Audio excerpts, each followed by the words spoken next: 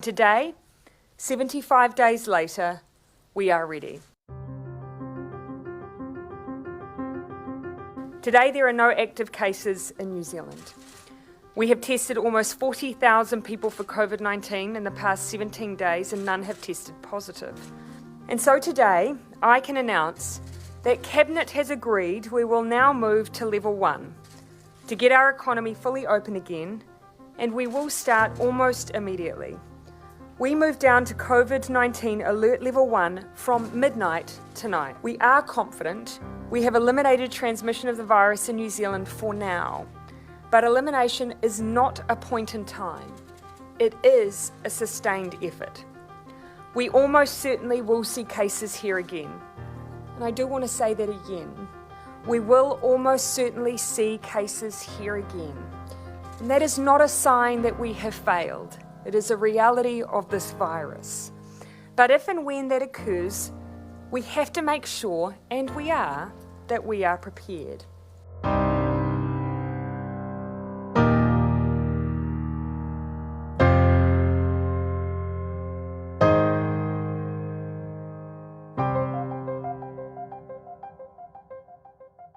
It pains me to say this, but it really was an unmitigated disaster, what the Trump administration has done. And of course, for months they've been saying this is not a problem. A lot of people think that goes away in April with the heat. We've got the virus under control. At this moment, we think we have it very much in hand. We're not going to see very many cases. 15 people.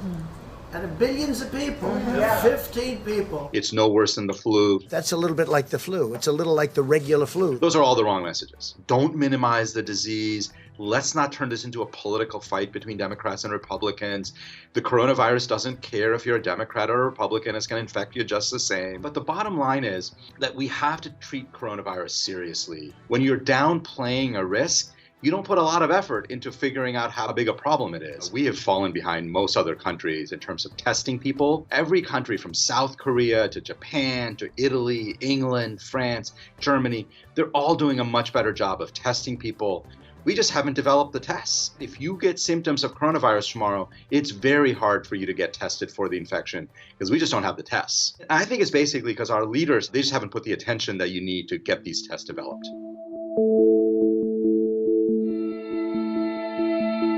I'm not a partisan. My feeling is, as a public health person, when our political leaders drop the ball, whether they're on the left or the right, it's up to people like us to call them out on it. If we do nothing, we're on the same path as Italy, and we're going to be there in 2 weeks.